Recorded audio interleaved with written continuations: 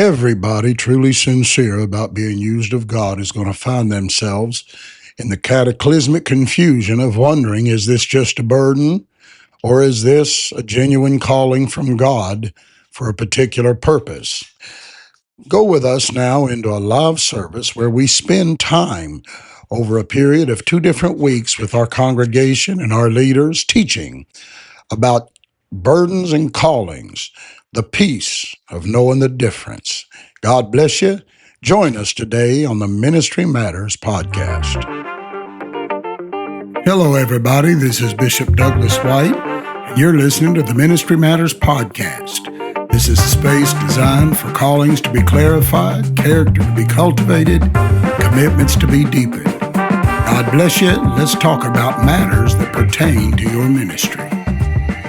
Glad for a congregation like this. I will tell you, as somebody that travels the world over, there is no other place I'd rather preach, no other place I'd rather teach, no other place I'd rather be than right here with this great, great congregation. God's good to us. Brother White, is everybody perfect? Well, I'll let you answer that one.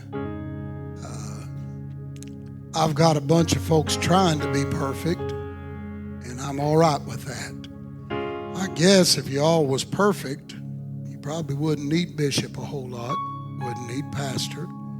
So some of you imperfect people just stay imperfect and give me a reason to be here. God's good to us. God bless you. We're going to go to the word of the Lord tonight. I want to teach. I want to tell you, I'm going to 1 Corinthians chapter number 16, verse number 15. 1 Corinthians chapter number 16 and verse number 15. And we're going to go to the word of the Lord. Good to have Evangelist Bobby Wade with us tonight. Glad to have Evangelist Nathaniel White back home with us tonight. I would suggest that most likely by the time I get done tonight, they will have some input. Brother Nathaniel White and Brother Bobby Wade may both have some input. The subject that I will teach on tonight is very important, and we will look at it. But we are blessed because we do have people that understand ministry besides your pastor and your bishop. So, I would admonish you before I ever begin, I do not intend to push this through tonight, try to finish it. I want to take my time. I want everybody in here to understand very thoroughly what I'm going to teach, because this will affect your spirituality in the future, your fulfillment, your ability to feel like you're in the will of God will be wrapped up in what I'm going to teach tonight and probably next midweek service. So keep that in mind. And I would admonish you now, everybody, from the time I start, go ahead and write your questions down, because somebody surely is going to have a question about the topic that I'm going to teach to you about. And I could literally utilize hundreds of scriptures, Pastor Grant. I could utilize any of 100 scriptures off the top of my head, but I'm going to utilize just one as a stepping stone to enter into this lesson. Let's look at 1 Corinthians chapter number 16 and verse number 15. And it says, I beseech you, brethren, you know the house of Stephanus, that it is the first fruits of Achaia, and that they have addicted themselves to the ministry of the saints. You know the house of Stephanus, that it is the first fruits of Achaia, and that they have, watch that terminology, addicted themselves to the ministry of the saints. But this is something that I really feel like the Lord wants me to talk about. Thou knowest the house of Stephanus, the first fruits of Achaia, how they've addicted themselves to the ministry of saints. My message tonight, my lesson to you is this: burdens and callings, the power and the peace of knowing the difference. Burdens and callings. What you feel right now, is that a burden or is that a calling? Is that a calling happening to you, or is that just a burden that's leading you and guiding you? I'm going to teach tonight burdens and callings, the power and the peace of knowing the difference. God bless you.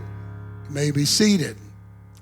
Told you the other day, Sunday, that there would be people that were carnally minded that evidently would miss everything that I was preaching Sunday.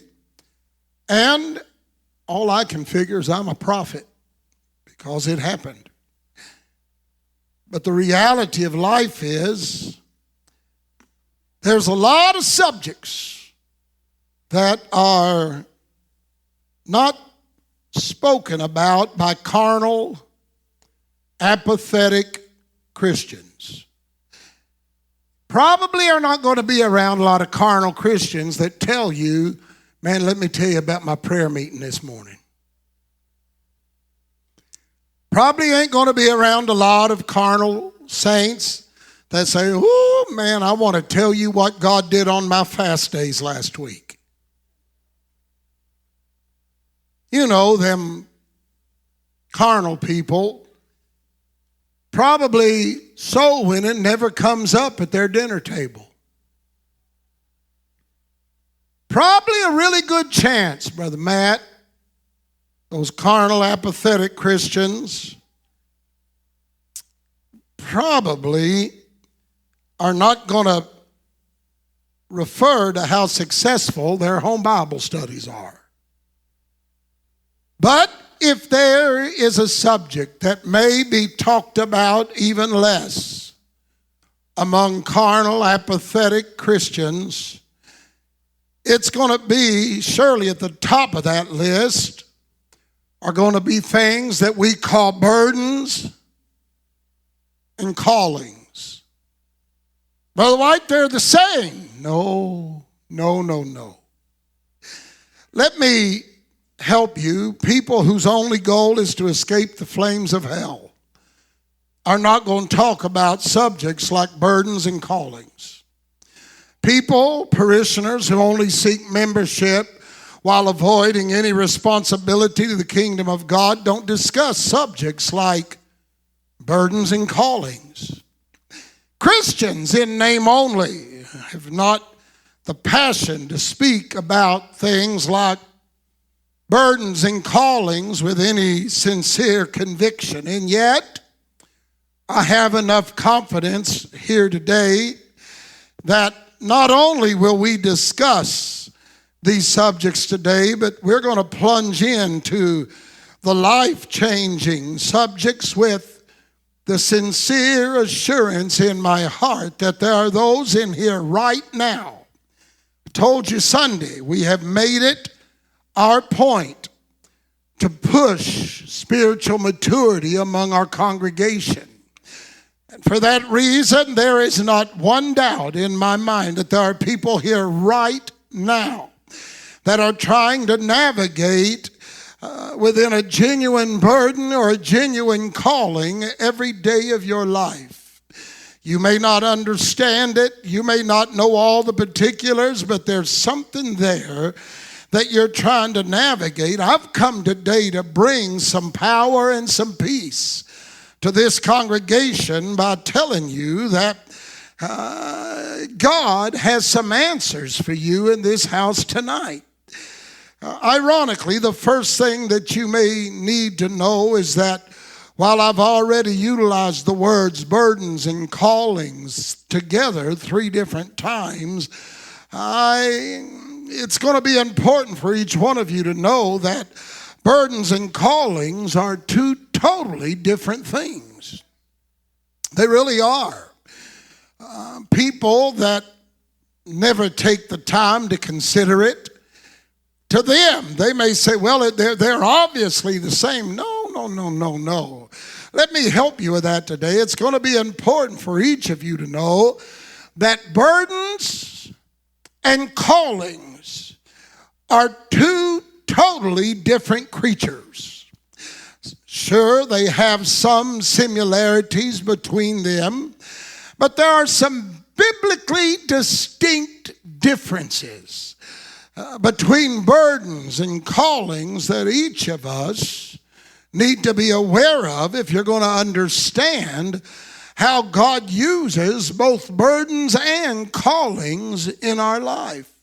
With that in mind, we have to accept the fact, and this is very, very important. It's very necessary that we understand this part extremely well. Until we're aware of the biblically distinct differences between a burden and a calling, there will always be a tendency to misunderstand what God is genuinely trying to do in our lives.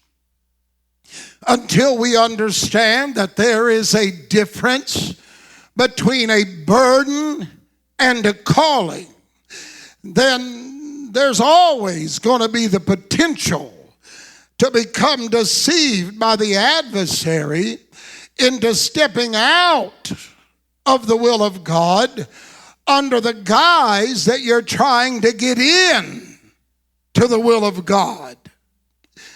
Until we understand that there is a difference, biblically distinct difference between a burden and a calling, there is the ability to possibly even remove yourself from spiritual covering. Separate yourself from your man of God because your zeal for spiritual significance becomes greater than your submission to spiritual authority. It's a dangerous thing to not understand the difference between a burden and a calling. No, you trust the voice today of this elder as I tell you that everybody serious about the things of God needs the balance, the stability, and the peace that only shows up when you understand the difference between a burden and a calling. There is a biblical difference between a burden and a calling. There is a godly difference between a burden and a calling. Everybody shout burden. Shout calling. Brother White, they're basically the very same thing. That is why you're frustrated. That's why you live beat down like I'm failing God somehow when you're not failing anything. There's a difference between a burden and a calling. That's what we've got to establish tonight. And I promise you, I'm probably not going to go a long time, because I figure for the next few weeks there's going to be a bunch of questions. And if it's something I'll deal with next week, I'll just tell you, let's answer that one next week. But the fact is, before we look at the differences, I did tell you, if you'll remember, that there are some similarities. So for the first thing we're going to do today is we're going to take a few minutes to look closer at these burdens and callings. We want to see what these burdens and callings have in common. Number one, the first thing they have in common is both burdens and callings are vital to your spiritual potential. If God has given you a burden, there's a reason. If God has given you a calling, there's a reason. So, having said that, burdens and callings are both vital to your spiritual potential. Consider with me that God knew you before you were ever born. Bible said he knew you while you were yet in the womb. God knew you. Before you were ever even thought of, God knew you. God knew your life. He knew the potential that was going to lie within you, and your usefulness to God's kingdom is going to require an openness to both the burdens and the callings of God. And without an openness to both of them, I don't care who you are, you're going to forfeit your own spiritual potential. There's going to come a time, if you are saved, and I'll deal with that in a little bit too, there's going to come a time that if you are saved, God is going to slam you with a burden. For some of you, there will come a time, if you really are everything God wants you to be, that God is going to absolutely slam you with a calling. But the fact is, you better be willing for God to speak whatever he wants to speak, to lead wherever he wants to lead, because if you don't, if you ever become content to sit there with neither burden nor calling, you just put the cap on your spiritual potential. I was teaching a few weeks ago in a church to leaders and ministers, and I mentioned that there were preachers who will never amount to much of anything. There's leaders that will never amount to much of anything, because this leader or this preacher is married to somebody who has determined, I'm never going to do anything else. I'm never going to be anything more than I am. And I made this statement that there are people that I, Billy, would never put in my pulpit, not because they're not a good preacher, not because they're not a good person, but it would be hard for me to do that when they allow their wife or their grandkids, or they call it the carnal term for it is the grandfather clause. How would you like to be married to somebody and you feel like God's called you to do something, but that individual you married puts a cap on your potential and said, this is all you're ever going to be, all you're ever going to amount to, you're never going to rise above this, you ain't never going to have victory, you ain't never going to feel fulfillment. Have you noticed it's got real quiet in here?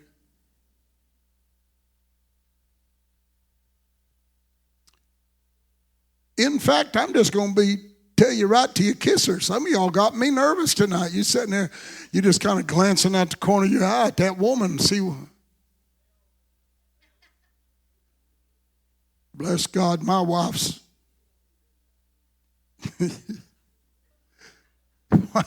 What'd you say? My wife submitted to me, bless God. Here, can I tell you all a little secret about these guys that run around? It ain't got nothing to do with my lesson. These jokers always run around saying, bless God, I'm the head of the house. Probably ain't. You got to keep reminding them, Brother Paul puts on a big game, but I bet you Sister Rena turns that head. Well, I said all that to say this, that y'all got me so nervous right now, I don't even know where I'm at in my lesson. I'm just trying to get there. Your usefulness to God's kingdom is going to require an openness. Whether it's you or the one that's called, or you're the one married to somebody that's called.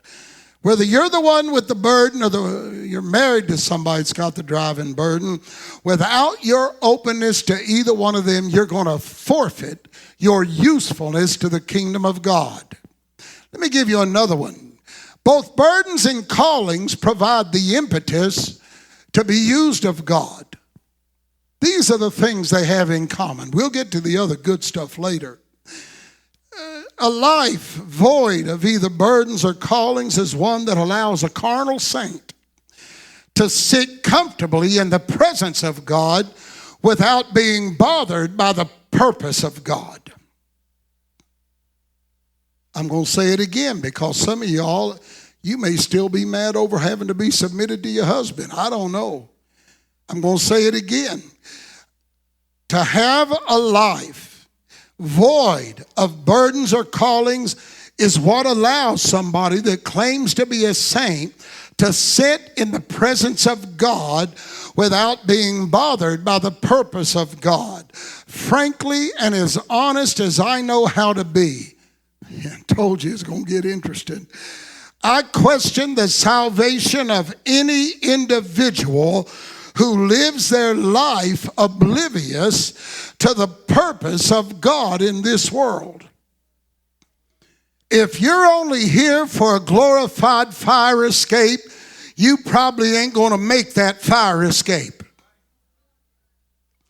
If you're only in this thing because you don't want to burn in hell, you probably are going to be very hot in the future. The fact is, you need to understand, if you have any kind of genuine salvific experience with God, it is going to be accompanied by a burden or by a calling. And if you are oblivious to the purpose of God, you don't have a burden. You don't have a calling. Somewhere along the line, there ought to be something that rests in your spirit every day that you live that says, I'm not just called to be in the church. I got to work for God. I've got to do something for God. I've got to accomplish something for God.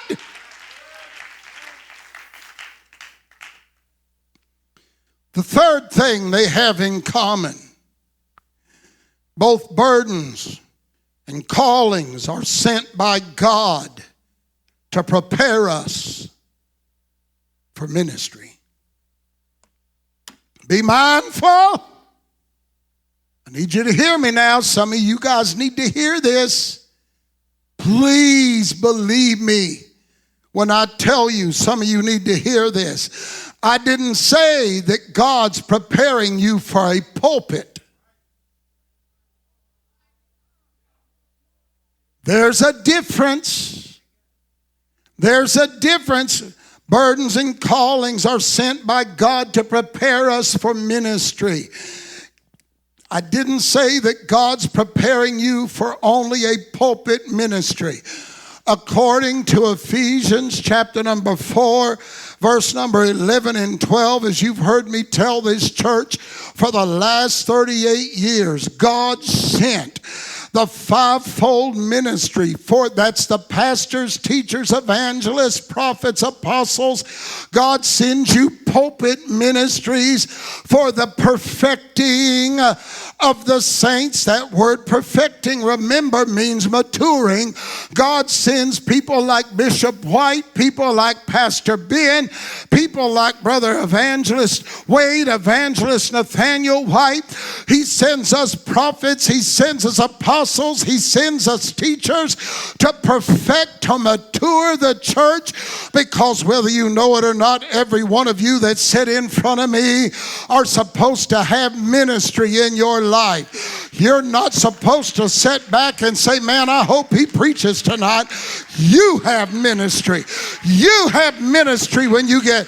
I've got ministry when I get out of the bed and go to my office and begin to pray for my church, for my family, for my preachers, for their churches. But you have ministry when you wake up in the morning and you spin and put your feet on the floor.